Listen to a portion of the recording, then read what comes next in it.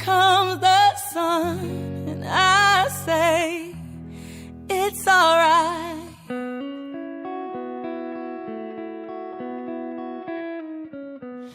Little darling, it's been a long, cold, lonely winter. Little darling, it feels like years since it's been here. But here comes the sun. Here comes the sun, and I say, it's alright.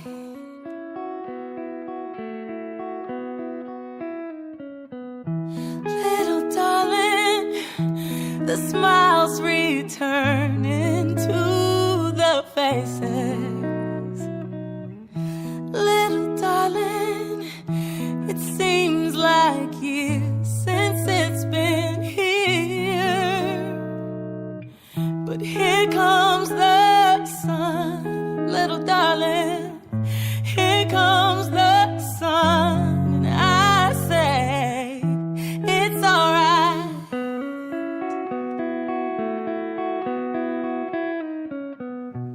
Ooh,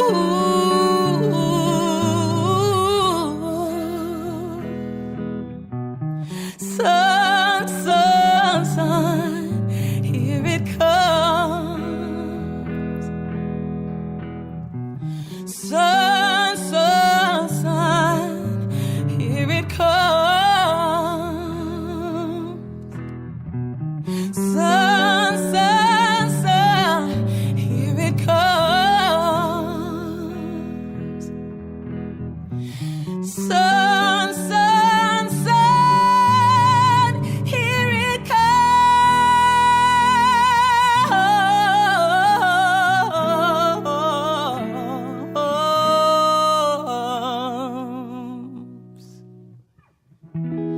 Little darling, I feel the ice is slowly melting.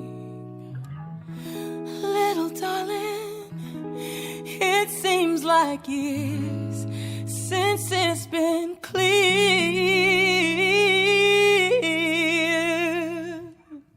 But here comes the sun, little darling. Here comes the sun, and I say, it's alright.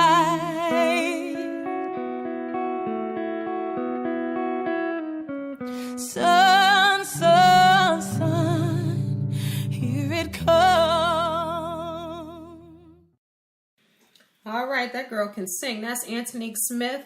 She's an actress and a singer. People who have seen the movie Notorious about Biggie Smalls, she played Faith Evans, so she's an actress. But to me, her voice is much better than her acting, and I don't mean that disrespectfully, but that girl can sing. So Here Comes the Sun by Antonique Smith. All right, Leroy, did you enjoy that? Yes, I did. It makes a whole lot of sense. It does sound good. I would say that. Yeah, she can flow. That's for sure. All right. So we're talking, if you're just tuning into Life Enhancement Radio, we are talking about joy and someone stealing it. And sometimes a thief in the night could be you. You can be stealing your own joy and blocking your blessings and standing in your own way. So I think hope and joy are closely related. When someone loses hope, Leroy, so when someone says, you know what, Leroy, I want to hire you as a life coach. I want to come to you in Kendall's life coaching school because I want to help someone because I lost hope or I'm losing hope, whatever the case may be. What do you tell somebody that's void of hope? Well, one of the things that I do is I find something in common, even if it's something in common between myself and them, something that they like, where their interest is. And once I find out where their interest is, I want to know, how does that make you feel? And once I find out how that makes you feel, then I would be asking the coachee or the person who, the coachee, everybody, the coachee or the person who hires me is what I want to say because everybody might not know what that is. I would be asking that person, that same belief that you have towards that very thing that makes you excited or convinces you to believe that life is worth living for. Why can't you use that as a building block towards, regaining your hope? Because at one point you had hope, and so why lose it now? No matter what it looks like around you, why lose it now? I think that another day is worth living.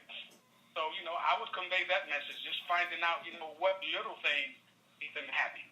So someone may, like animals, and to be specific, someone might like dogs. I might talk about dogs because that's where their interest is. That's what they have hope. If you have to use a pet of some kind to reestablish yourself or reposition yourself towards a better day, then that's what you do because, at the end of the day, that's what you should have with an inspired hope. And I think that was an excellent answer, Leroy, because you have to find what excites them. You have to find what brings them hope, what brings them joy, because sometimes people cannot find it within themselves or their circle. And sometimes you just got to start deleting and start moving people around because some people are toxic. Some people are not happy. And as the old saying says, misery does love company. And sometimes I think people are miserable because they're hurting. This is the thing. When you're talking about emotions, that's not a predominant emotion. Being bitter or being angry, those aren't. It's disappointment. When you're talking about happy, sad, and most of the time hurt. Hurt causes anger. Hurt causes loss of hurt.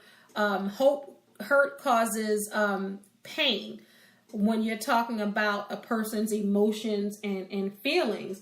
And the easiest thing that people can do is lose their joy, because when they lose their joy, their hope is gone. They don't believe in themselves. They don't believe in God. Their friends and their family, everybody has let them down at one point or another. I'm not saying that you're going to be void of joy forever, but some things are situational, and a lot of people allow them to be the end all be all.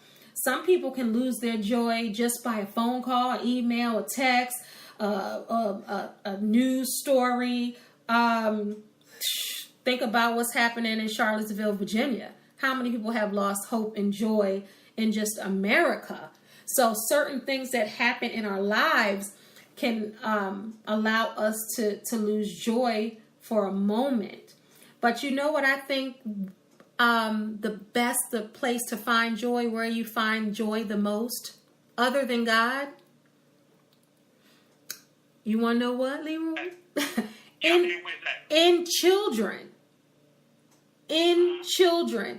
I'm not even talking about your children or your family's children. You ever see a child out, and I know, Leroy, your grandson, I'm sure he brings you joy.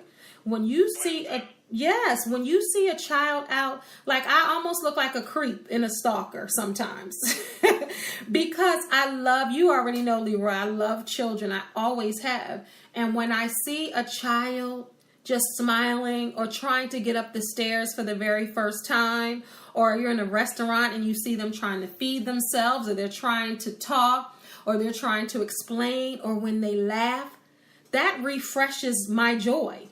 I try not to let my joy get depleted, though. My joy always is about on full to quarter towards full, like almost a half a tank or more. I never get depleted, and I'm never running on empty when it comes to joy. Never, ever, ever, no matter what happens. I don't allow that.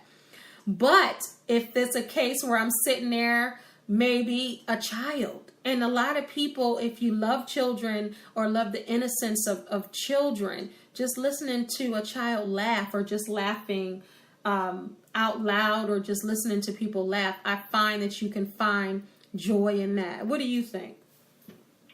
Well, one thing is for certain, and this has been said for years, in particular in the circles where I travel, that children will bring you joy simply on the merit. And the only thing they offer up is purity. That's the only thing that they know. Mm-hmm. So they will, put a child, like you were saying, that's not even yours, will bring a smile to your face, Mm-hmm. simply because of the purity that they offer up. And it's up to the parents to guard that child's purity, to guard their heart, their mind from things that may, otherwise convince that child to go in another direction. Mm-hmm. And it's in the same with adults as well. It is left up to the adult to guard his or her peace, joy, and excitement, and value proposition, whatever the case may be. Because, at the end of the day, I'm of the mindset that, people do what you allow them to do. Mm-hmm. You don't allow, establish that bridge to say, you don't go this far, then, you have literally allowed, persons to do certain things to you.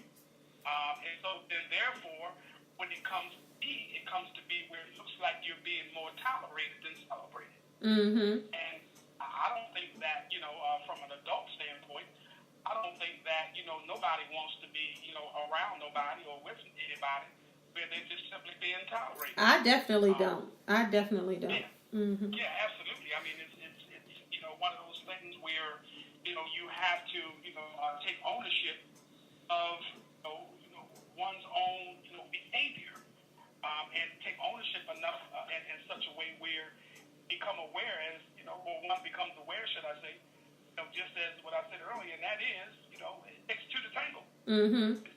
So I know for myself, I don't go a day without, getting up thinking, when I start my day, during the week or even on the weekend, I go into that day, realizing that there's a chance that I'm going to get hit some kind of way with something, because that's just the way it is. But then at the same time, I go back to our life note, and I believe that I take, what I, in every situation and in every moment, I take what I like and I leave the rest behind, and what I leave behind, I don't go back for. You take the meat and leave the bones. You take the meat and leave the bones. That's right.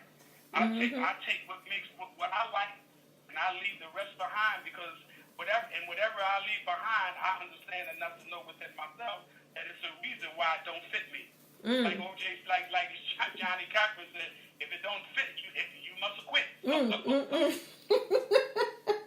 You say that way. Look, you say that way too often. It look good to somebody else, right? But it just doesn't look good to me. Right, but you say that quite often. I mean it too. Right, if it doesn't fit, you probably loved that line when he said it. Oh, that's funny. Sure do. Believe me, it's documented. It's indeed documented. Yeah. I mean, because, maybe it's my experience, but, at the end of the day, I've come to a place where I've learned to divorce myself from the opinions of people, because everybody got one. Somebody might say you a low down, dirty, good, no, whatever. But then somebody else around the corner might say, no, wait a minute. He is this or she is that, or whatever the case may be. So everybody got one, has an opinion, and they are entitled to that. And I don't think, when persons develop their opinion about you, it's not going to change until they're ready for it to change. So you can give them $1 million or nothing at all, they still going to feel the same way. That's right. And everybody is different. Everybody is a different person to everybody. You can still be your authentic self, but certain people bring out certain things in you, where somebody might say something, the other person's like, oh, I don't know that person. I don't know who you're talking about. I think people's chemistries and people's energies bring out different things. Some people look sad around some people. I know someone she always looks sad around certain people. And then, somebody might say something about her, and then I can see her differently. Or if she's around someone else, she's totally different. So certain people can bring. And of course, the principle there, I learned from my own children. If they come and ask me for $100 and I decide not to give it to them, it don't make no difference whether I give it to them or I don't. I'm still their father, and their perception of me is what it is. Right. And so they know you. Learn that with from my children. Right. Because at the end of the day,